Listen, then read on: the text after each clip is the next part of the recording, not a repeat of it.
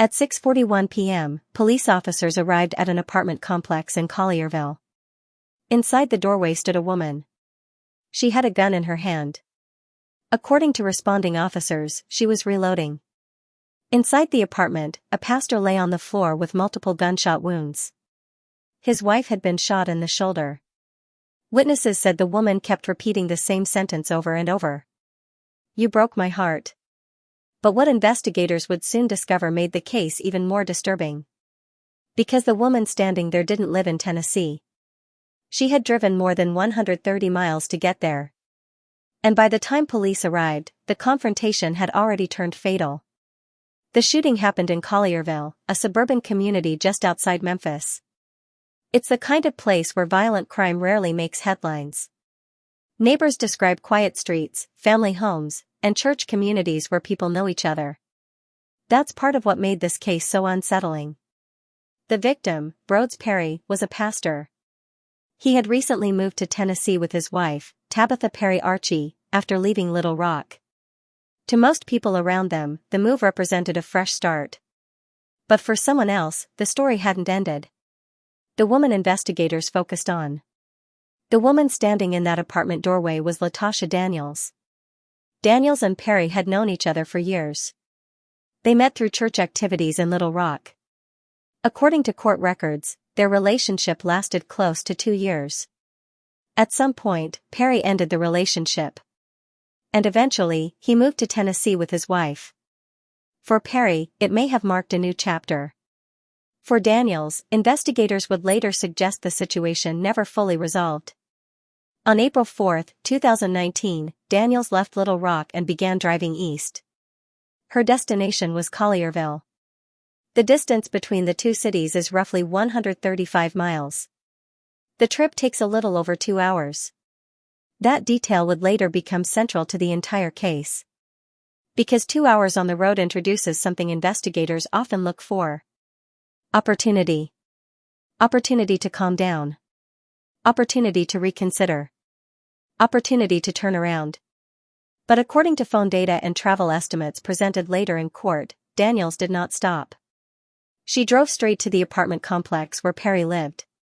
Security cameras capture the arrival. At 8:12 p.m., security cameras near the complex recorded headlights entering the parking lot. The vehicle belonged to Daniels. Inside the apartment at that time were Perry and his wife.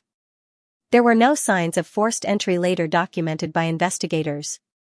No broken doors. No smashed windows.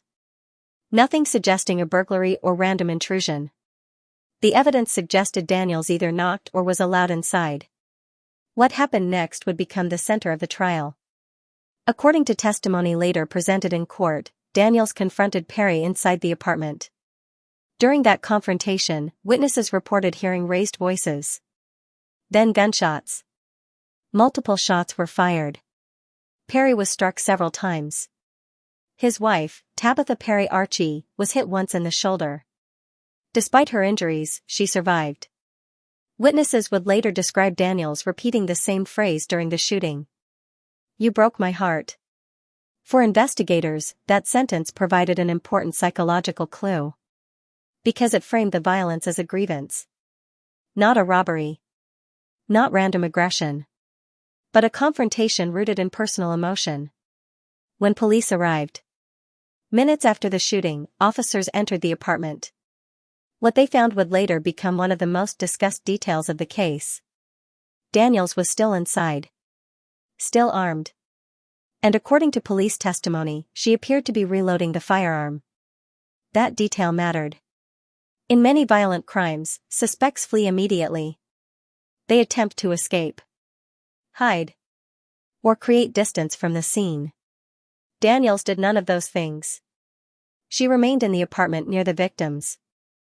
For investigators, that behavior raised several possibilities. Was it shock? Emotional collapse? Or fixation on the confrontation itself? Perry was transported to a hospital for emergency treatment. Despite medical efforts, he died the following day from his injuries. His wife survived her wound and later testified during the trial. By that point, Daniels had already been taken into custody. The investigation moved quickly. But the real question investigators needed to answer wasn't who committed the crime. That part was already clear. The real question was intent. Detectives began reconstructing Daniel's movements earlier that day. Phone records placed her leaving Little Rock and traveling toward Tennessee. Location data confirmed the route. There was no evidence she had traveled elsewhere first. No detours. No unrelated stops. The drive appeared direct. Investigators also determined that Daniels brought the firearm with her from Arkansas. That meant the weapon was already in her possession before the confrontation began. And that detail became a key argument during the trial. Under Tennessee law, homicide charges depend heavily on intent. First-degree murder requires proof of premeditation. That means prosecutors must show the decision to kill existed before the act occurred. Second-degree murder requires proof of intentional killing, but without evidence that the act was planned beforehand. In this case, prosecutors believed the evidence pointed to premeditation. The defense disagreed. Prosecutors focused on sequence. They asked jurors to examine the chain of actions. Daniels acquired a firearm. She drove across state lines. She located Perry's apartment. She confronted him. She fired multiple shots. And according to officers, she remained inside the apartment reloading when police arrived. Each step required a deliberate action. Each action narrowed the available choices. To prosecutors, the 2-hour drive was especially important. Because during that time, Daniels had repeated opportunities to abandon the plan. Yet she continued toward Perry's residence. The defense approached the case from a different angle. They did not deny the shooting occurred. Instead, they focused on Daniels' emotional state. According to the defense, Daniels was deeply devastated by the end of the relationship. They argued that emotional distress had overwhelmed her judgment. They also suggested that the firearm may have been purchased during a personal crisis connected to thoughts of self-harm, rather than violence toward someone else. But prosecutors returned to a simple question. If the gun was intended for self-harm, why bring it into someone else's home? In many criminal trials, interrogation footage becomes the centerpiece. A suspect confesses, contradicts themselves, or reveals information investigators hadn't released. But this case relied less on dramatic interviews and more on behavioral reconstruction. Digital records established the timeline. Forensic analysis confirmed multiple gunshots. Witness testimony described the confrontation. And the phrase repeated during the shooting, "You broke my heart," suggested a personal grievance. After years of legal proceedings, the case finally reached a conclusion in November 2025. Jurors faced a difficult distinction. Did the evidence prove Daniels planned the killing in advance? Or did it show an intentional act that emerged during an emotionally charged confrontation? The verdict reflected that distinction. Daniels was acquitted of first-degree murder.